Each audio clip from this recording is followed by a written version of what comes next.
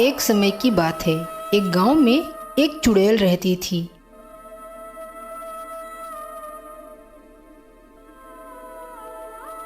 वह चुड़ैल आम के एक बड़े से पेड़ पर रहती थी।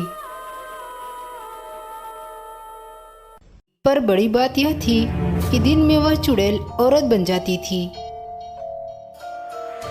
अरे वाह, इतने अच्छे आम हैं, इन्हें मैं गांव के लोगों को खिलाकर अपने बस में कर लूंगी। फिर वह चुड़ैल आम को एक बड़े से टोकरे में रखकर गांव में बेचने के लिए जाती है। आम ले लो आम, खट्टे मीठे आम, आम रस बनाने वाले आम, आम ले लो आम। तभी पुष्पा उस आम वाली को अपने घर पर बुलाती है। अरे ओ आम वाली, जरा आम तो देती जा। हाँ बीबी जी, क्यों नहीं, मैं तो ये आम आपको ही देने के लिए लेकर आई हूँ।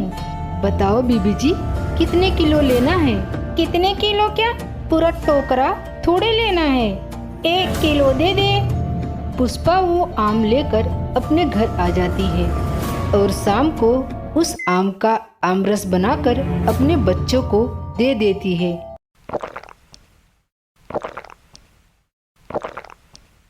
तभी बच्चे कहते हैं, अरे माँ, आज तो आमरस बहुत ही अच्छा है। बच्चे जैसे ही आमरस पीते हैं,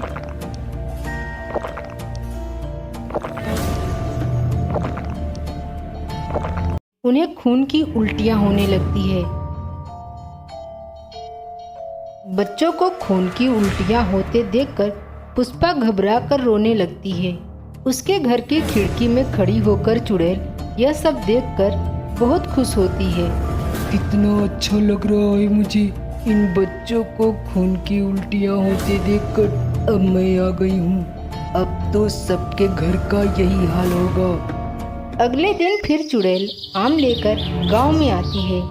आम ले लो आम, खट्टे मीठे आम, आम रस बनाने वाले आम। तभी गांव में रहने वाली गुलाबो उस आम वाली को अपने घर पर बुलाती है। अरे ओ आम वाली, कहाँ जा रही है? मुझे भी तो आम देती जा। अरे बहन जी, मैं तो तुम गांव वालों को खट्टे मीठे आम खिलाने के लिए ही आम को बेचती हूँ। अब ज्यादा मुंह मत चला, जल्दी से आम दे दे मुझे, वैसे भी घर में बहुत सारा काम है। चुड़ैल से आम लेकर गुलाबो अपने घर में आ जाती है। खा लो, खा लो, सब लोग आम खा लो। रात को तुम्हारे घर का तमाशा देखने के लिए मैं जरूर आऊंगी। गुलाबो रात में आमरस बनाती है और अपने बच्चों को पीने के लिए दे देती है।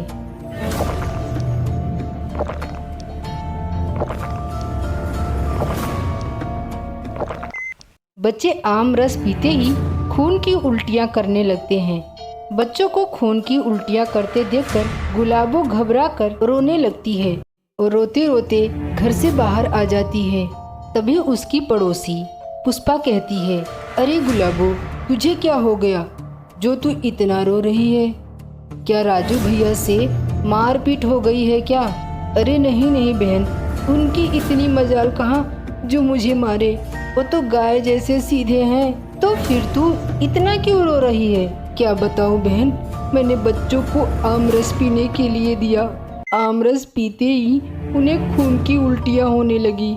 मेरे तो कुछ समझ में ही नहीं आ रहा है, ये सब क्या हो रहा है। गुलाबो को रोता देख गांव की और औरतें उसके पास आ जाती हैं। तभी पुष्पा कहती है, जब से ये आम वाली आम बेचने के लिए गांव में आ रही है, तभी से ये सब हो रहा है। मुझे तो लगता है वह औरत उस आम पर कुछ जादू करके हमको देती है, जिसे खाने या पीने के बाद हमारे बच्चों की तबीयत खराब हो जाती है। आने दो उस आम वाली को, हम सब मिलकर उसे सबक सिखाएंगे। अगले दिन सुबह होते ही वह चुड़ैल आम लेकर गांव में आ जाती है। आज तो मैं ये पूरा आम बेचकर गांव के सभी बच्चों को अपने बस में कर लूंगी। सभी बच्चे खून की उल्टियां करेंगे, बहुत मजा आएगा। यह सोचकर वह औरत पूरे गांव में आम लेकर घूमती रहती है। तभी पुष्पा आम लेने के लिए उस औरत को आवाज लगाती है। अरे ओ आम वाली, तेरे आम के पेड़ पर जो आम लगते हैं उसमें कोई जादू है क्या? हमारे बच्चे बड़े अच्छे से आम रस पीते हैं। तभी वह औरत कहती है, खाओ खाओ हमारे आम के पेड़ के आम। तुम्हें खून की उल्टियां करते देखकर मुझे बहुत अच्छा लगता है।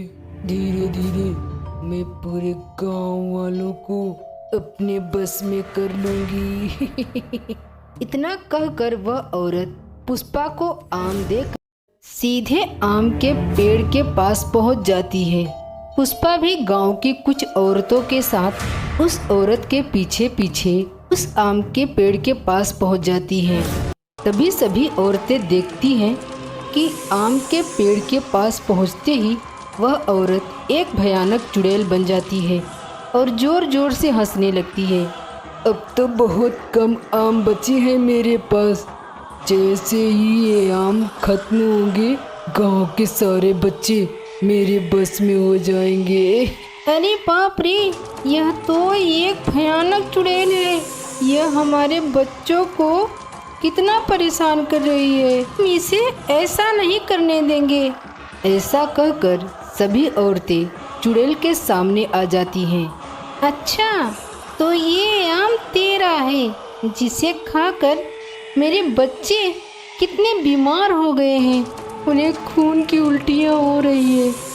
अच्छा, तो तुम सब मेरा पीछा कर रहे थे। अब मैं तुम लोगों को यहाँ से वापस नहीं जाने दूंगी। एक एक को आम बनाकर अपने आम के पेड़ पर लटका दूंगी। तुम लोग मेरा कुछ नहीं बिगाड़ सकते।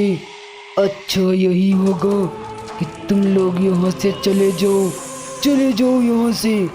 अरे वो चुड़ैल, हम यहाँ से जाने के लिए नहीं, तुझे सबक सिखाने के लिए आए हैं। हम अपने बच्चों को ऐसे बीमार नहीं देख सकते। अरे वो करमजली, खुद की तो कोई औलाद है नहीं और चली है हमारे बच्चों को अपने बस में करने। तू चुड़ैल है तो क्या हुआ, तू नहीं जानती एक माँ की शक्ति को। इतनी सारी औरतों को एक साथ बातें करते देखकर चुड़ैल जल्दी से आम के पेड़ पर चढ़ जाती है। असल में उस चुड़ैल की शक्ति उस आम के पेड़ से ही थी। अरे बहनों, देख क्या रही हो, आग लगा दो इसे। इतना कहकर वे सब आम के पेड़ के नीचे आग लगा देती हैं। आग को देखते ही चुड़ैल घबराकर जोर जोर से चिल्लाने लगती है। अरे बचाओ बचाओ मुझे, मैं जल जाऊंगी, कोई तो बचाओ मुझे।